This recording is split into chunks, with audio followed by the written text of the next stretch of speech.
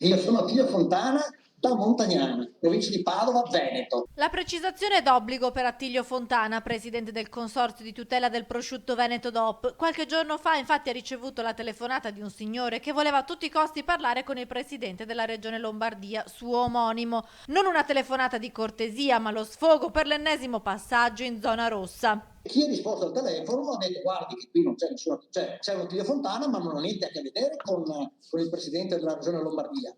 È pure un presidente, nel senso che sono presidente del consorzio di tutela del prosciutto Veneto, ma non ho niente a che fare con il presidente della regione Lombardia.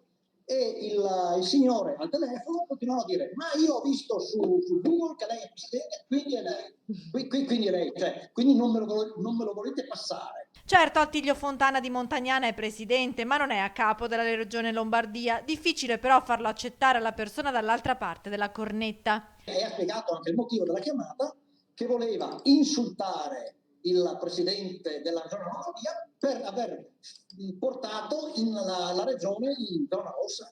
Insulti e tanta rabbia. Ad Attilio Fontana non è restato altro che ascoltare e in un certo senso anche comprendere. Ci stiamo ridendo sopra, però capisco effettivamente che questo possa portare a un'esasperazione. Adesso il signore non so cosa facesse di mestiere, ma certamente era una persona dall'aspetto esasperato, insomma, diciamo, sentirlo così per telefono era uno che era veramente probabilmente stufo di vivere in una certa condizione. Io parlo anche in rappresentanza dei miei associati, essendo presidente del Consiglio di tutela, ovviamente c'è questa crisi, cioè, pensiamo che quello che è il canale ristorazione per il nostro segmento vale il 35%, quindi si immagini lei un calo del genere riferito proprio al mancato utilizzo di questo canale e che i canali rimanenti non sono in grado di rimpiazzare ovviamente.